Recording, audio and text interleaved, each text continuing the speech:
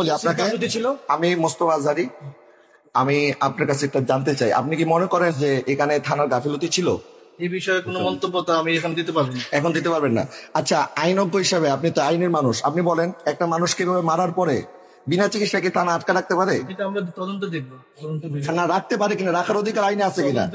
মনে করেন উনি রাখে নাই, আমি জিজ্ঞেস করতেছি রাখার অধিকার আছে কিনা?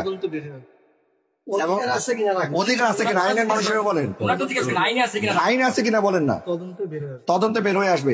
আচ্ছা, যারা এই হত্যাকাণ্ডের সাথে জড়িত তাদেরকে কি এখন পর্যন্ত আপনারা শনাক্ত করছেন? আমরা তো মাত্র অভিযোগ পেলাম, আমরা দেখি। আচ্ছা, তো কালকে সাথে সাথে তাকে গ্রেফতার করলেন, আর আজকে এত সময় হয়ে গেল এখনো তাদেরকে গ্রেফতার কেন করলেন না? অভিযোগটা পাইছি, আমরা তদন্ত লিখিত অভিযোগ দেয় নাই। আচ্ছা, একটু প্লিজ না, আপনার আউটসাইড করেন, আমি কথা বলতেছি তো। আমি একটু আপনাকে অনুরোধ করি, আপনার এই জুলাই অভ্যুত্থান আমরা করছি ছাত্র জনতা বৈষম্য দূর করার জন্য, এই ইনজাস্টিস দূর করার জন্য, মব দূর করার জন্য। এখন আপনারা যদি পদে বসে এখন আপনারা মব জাস্টিসের ব্যাপারে শক্ত পদক্ষেপ না নেন, অভিযোগটা পাইছি, জি, এই অভিযোগ অনুযায়ী আমাদের যত আইনগত ব্যবস্থা আছে সব ব্যবস্থা নিই।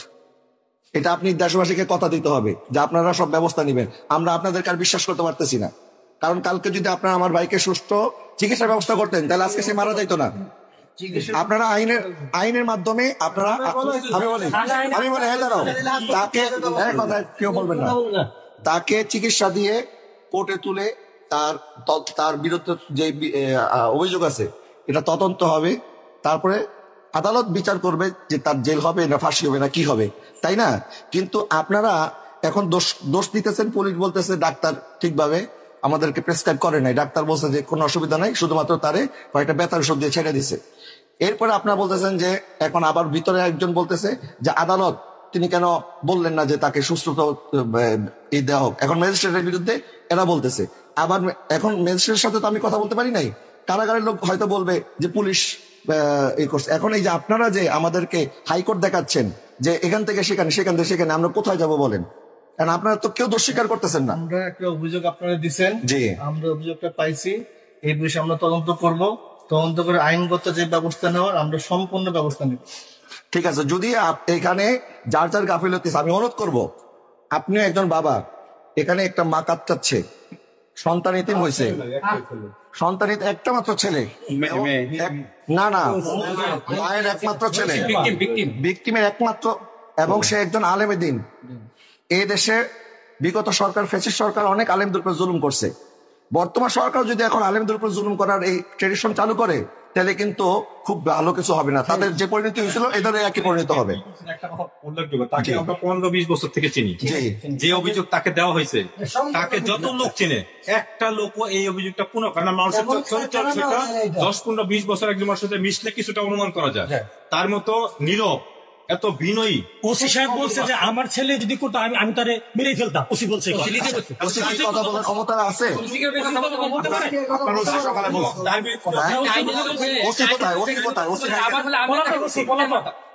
আমি তাকে পিটাই মারতাম।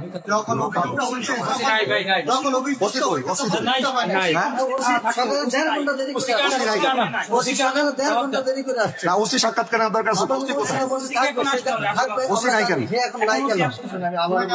একটা অভিযোগ দিচ্ছি, আমরা অভিযোগ অনুযায়ী তদন্ত করবো, আমাদের আইনগত যত ব্যবস্থা আছে আমরা সব ব্যবস্থা নেব। আপনি তো প্রত্যেকবার এটাই বলতেছেন। হ্যাঁ, আমি এটা সবাই তো এটাই বলে।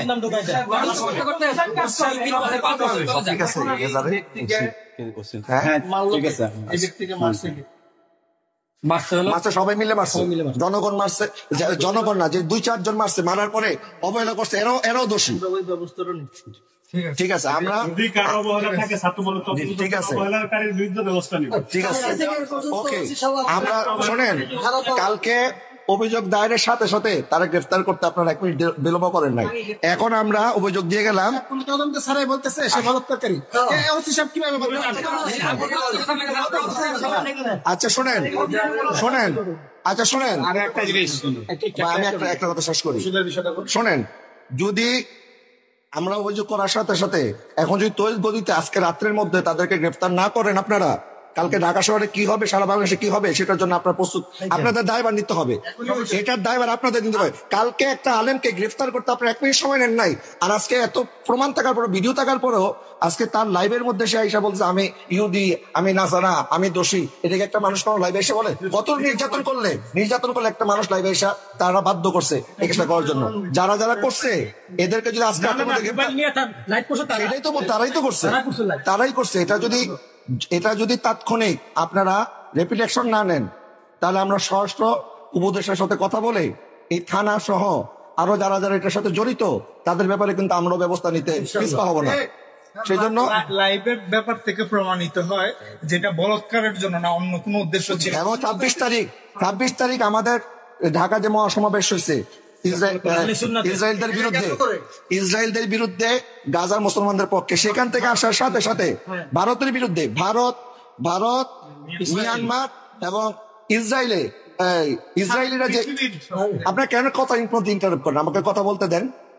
গাজায় মুসলমানদের পক্ষে ফিলিস্তিনের যে গণহত্যা চলতেছে, ভারতের মধ্যে মুসলমানদের উপর যেই অত্যাচার চলতেছে, মিয়ানমারের মধ্যে অত্যাচার, তার প্রতিবাদে আমরা যে সংহতি সমাবেশ করলাম, সেখান থেকে আসার পরই কেন তার সাথে এমন আচরণ করলো? এটা তো 2 মাস আগের ঘটনা। তারা যেটা বলতেছে, তো 2 মাস পর্যন্ত তারা কোথায় ছিল? 2 মাস পর্যন্ত তারা তদন্ত না। জি, আমি কিন্তু আপনাকে বিশ্বাস করতেছি, প্লিজ এটা আপনি একজন মানুষ হিসেবে সত্যের পক্ষে থাকবেন ইনশাআল্লাহ। হিসাবে আমি আপনার প্রতি কৃতজ্ঞ থাকবো যদি আপনি দায়িত্ব নেন।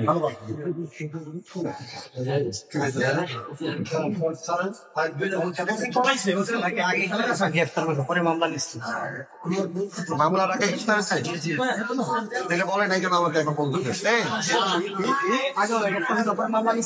মামলা সিস্টেম মামলা হয়েছে আগে না গ্রেফতার করছে আগে? না গ্রেফতার আনছে পরে মামলা করছে, আগে গ্রেফতার করছে পরে মামলা করছে।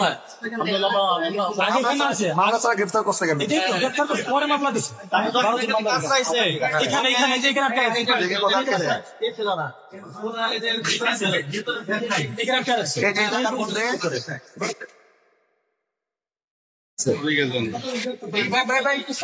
আচ্ছা, এখন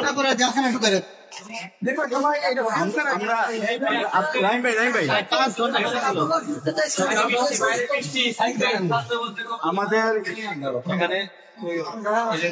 জানাজার পরে এই যে সময়টুকু, এর বেশি আমরা সময় দিব না। জানাজার পরে এর মধ্যে যদি মামলা রুজুর কোনো সংবাদ না আসে, আমরা মহাসড়ক আটকাবো। ঠিক আছে, এর মধ্যে রুজু না হলে মহাসড়ক আমরা ওই এলাকায় যাবো। হ্যাঁ, আসামি গ্রেফতার না হলে ওই এলাকা মহাসড়ক ঘেরাও। গাজীপুর মহাসড়ক বাদ মাগরিব রইসুদ্দিনের শহীদ মাওলানা রইসুদ্দিনের জানাজার নামাজ কোথায় হবে?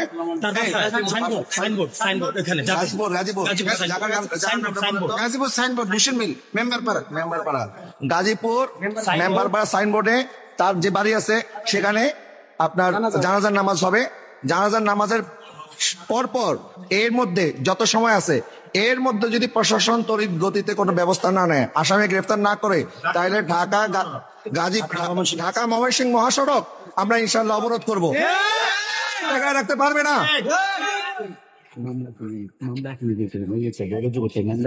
মামলা এখনই রুজু করতে হবে, এখনই রুজু করতে হবে। জানাজার নামাজের শেষ হওয়ার আগে আমরা এখানে আসি, আমরা এখান থেকে যাব না, আমরা তো জানাজা ওখানে পড়বো মাগরিবের পরে, কাছাকাছি আছে।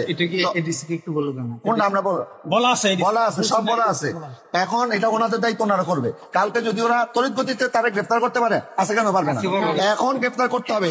এবং জানাজা নামাজের আগে যদি আসামিদেরকে গ্রেফতার করে জেল হাজতে না ঢুকায়, তাহলে ঢাকা ময়মনসিংহ মহাসড়ক অবরোধ করা হবে। এবং শুধু ঢাকা ময়মনসিংহ অবরোধ নয়, সারা বাংলাদেশে আমার কুমিল্লার ভাইরা যারা আছেন, চট্টগ্রামের ভাইরা যারা আছেন, সিলেটের ভাইরা যারা আছে, ঢাকা এবং আশেপাশে যে সমস্ত ভাইরা আছেন, আমরা যদি ঘোষণা দেই, আমরা ঘোষণা দিলে আপনার সারা বাংলাদেশের রাস্তা অবরোধ করার জন্য প্রস্তুতি নিতে থাকেন, বিচার না হওয়া পর্যন্ত। আমাদের ভিকটিম মারা গেছে, আর কোন তদন্তের দরকার নেই। এখনই মামলা রুজু করবে, এমনকি মামলা ধারা পড়তে আমাদের আসামি অ্যারেস্ট করতে হবে এখনই। তদন্ত আবার কিসের তদন্ত? আবার আসামি গ্রেফতার করতে হবে তাড়াতাড়ি। তদন্ত কি আবার? প্রমাণ আছে, সমস্ত কিছু প্রমাণ আছে। তারপরে তো তদন্ত করবে, আগে আসামি গ্রেফতার করতে হবে।